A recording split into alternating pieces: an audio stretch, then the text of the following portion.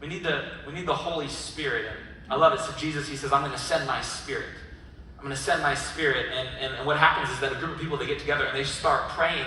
And when they're praying 40 days after Easter, it says suddenly a sound like the blowing of a violent wind. A bunch of people are praying. Can you imagine if right now, like a hurricane wind started blowing in this space?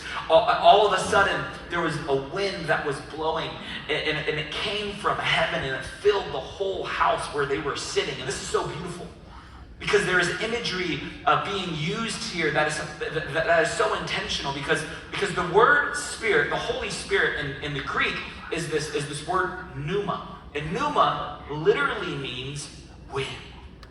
And when you go back to the Old Testament, and in Genesis chapter 1, it says the Spirit of the Lord was hovering over the surface of the deep. The Holy Spirit was there at the beginning. And that word for spirit is the word ruach in Hebrew. And that means breath.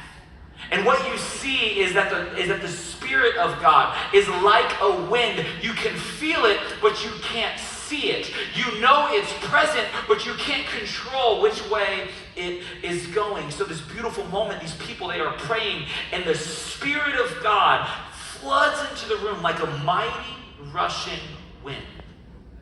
So first there's this wind. But then after there's wind, it says that then suddenly they saw what seemed to be tongues of fire that separated and came down and rested on each of them. They're all sitting there. And there's fire resting upon each and every one. They're all witnessing this exact same thing, and all of them were filled with the Holy Spirit. Say all of them. All of them.